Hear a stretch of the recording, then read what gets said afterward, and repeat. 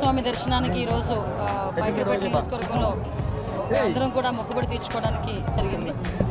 స్వామివారి దర్శనం చాలా బాగా జరిగింది. స్వామివారి ఆశీస్సులు ఎప్పుడూ కూడా మా అందరి మీద ఉంటాయి. ముఖ్యంగా చంద్రబాబు నాయుడు గారి మీద, ఎన్డీఏ కూటమి మీద, పవన్ కళ్యాణ్ గారి మీద ఎప్పుడూ కూడా స్వామివారి ఆశీస్సులు మెండుగా ఉంటే ఈ రాష్ట్రం అభివృద్ధి పథంలో ముందుకు తీసుకెళ్తుందన్న నమ్మకం మాకుంది. ముఖ్యంగా ఇక్కడికి వచ్చిన తర్వాత భక్తులందరూ కూడా చాలా ప్రశాంతంగా ఉన్నారు, ఆనందంగా ఉన్నారు. వాళ్ళ మొహాల్లో నవ్వు కనిపిస్తుంది. చాలామంది భక్తులు అయితే నా దగ్గరికి వచ్చి నన్ను పట్టుకొని మాట్లాడుతున్నారు.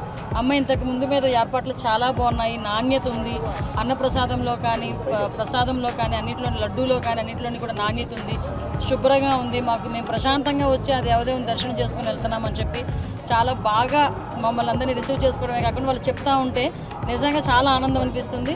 ఇదే ఆనందం ప్రతి భక్తుల్లోని కూడా ఎల్లకాలం ఉండాలని మనస్ఫూర్తిగా నేను కోరుకుంటున్నాను.